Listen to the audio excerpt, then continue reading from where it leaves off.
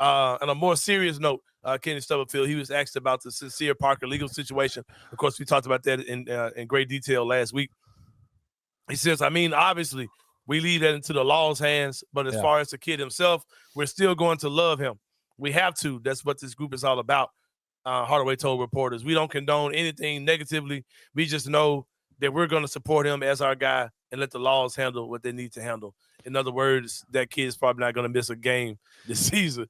I've seen some people really kind of get after Penny for that statement. I have not, bro. I haven't seen much of anything on this whole thing. Maybe I follow the wrong We people. are in different channels. A lot of people that you see on Twitter, I probably blocked their ass when I said they ain't the City's team. Yeah. And I'm like, what? Like, what did you expect him to say? Like, what did you expect him to say in this situation? Yeah.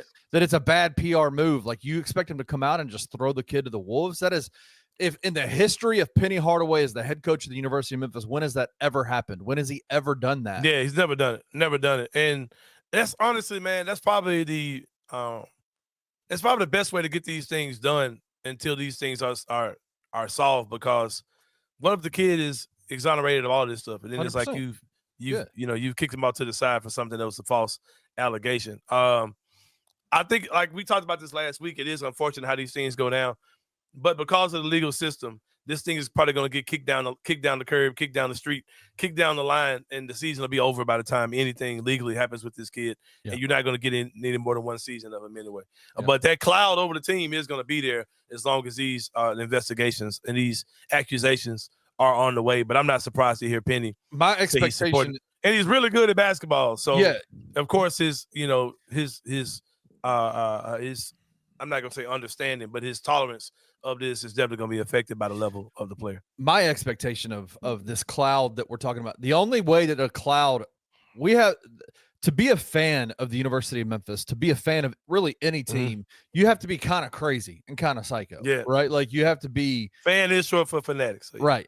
And if the Tigers come out and they win games, especially early on, and Sincere Parker's an active contributor to them winning games, ain't nobody going to talk about anything that happened legally with him at all. You talking about locally or like locally? Ain't nobody going to care one bit. I can promise you that. Like now, if they come out and they struggle and he struggles, then the questions are going to be, why are they struggling? Is it because of the legal cloud hanging over Sincere Parker's head? Right? Like good point. But if they win games, I can guarantee you there is not going to be a single conversation about the offseason legal stuff that he's going to be going through. It's going to be all about where's the Tiger team going? What can they do? What can they be?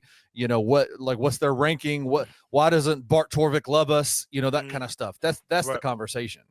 But do you understand the mindset of the fan who says, I don't want this guy around at all? Absolutely. Like, this is too big of a distraction.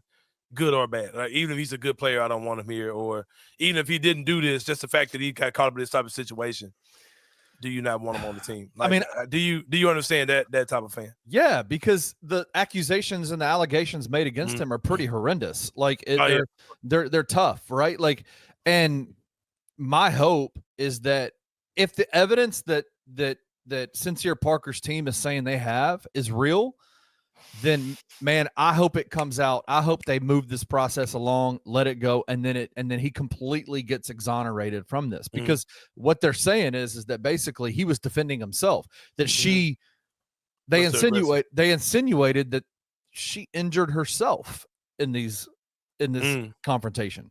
And so if that's the case, all I can hope for is that that the truth is revealed. And if the truth is that Sincere Parker did not do anything and they have evidence of that I hope it gets taken care of immediately. Yeah. But I can absolutely understand the response of, these accusations are horrendous. Like, do we want this guy representing our program? I understand that. Yeah. But knowing Penny Hardaway, knowing the way the University of Memphis works, they're not going to do anything they're going to let the legal system handle it. They're going to let the legal system handle it and deal with it that way. So the last time we had a situation like this, I hate to call somebody's name who's so far removed from this situation, but we had this situation before. Right.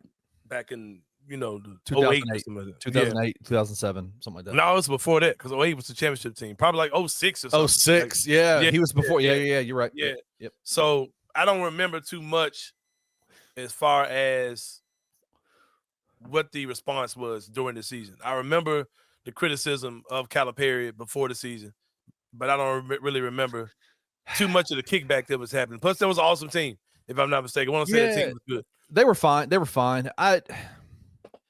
It's so tough, man, in situations like this because, like, I tend to look at the way that was pre Twitter, like, so that situation. Yeah, it was. Yeah, so it was before all this, so it wasn't on Facebook. There wasn't only way that you know what? That's a good point because back then it was Jeff Calkins wrote about it in the newspaper. And that's it. And you kind of thought what you want to think about it. If it wasn't somebody directly saying on television, there was no group think, right? Yeah, it was none of that. Yeah. Well, you had radio stations, radio and call-in shows and all that kind of stuff, and that was really where people got their shit off. But like, it is a different environment now. But man, I just God, I want to be careful because I came out pretty strongly against this whole situation immediately. And as you kind of like immediately respond and want to take a step back and go, okay, let's figure out like what the actual reality of this thing is. Because of the conversations that they're having, as as this lawyer is having, there is a level of like, well, man, they're so confident about what they have in terms of evidence that it's like, man, just let's take a step back and figure out, like, let the process handle itself instead of just immediately casting this dude aside. I do tend to wonder, like, if there's a level of like, I think I get really aggravated by the part of it that has been the most frustrating for me is the response of people outside of Memphis, or even the people inside of Memphis that hate Memphis, that are now using this to indict Penny and indict the program and indict the university. That's the part that I'm just like, bro, this happens everywhere, right? Like, this is not a Memphis thing. This is not a Tiger thing. This is not a Penny Hardaway thing. This is an unfortunate situation that happened that needs to be dealt with and will be dealt with. The same legal system that is in other parts of the country, it's here. And so I don't know. It's just frustrating. Yeah, it's a tough situation for sure, man.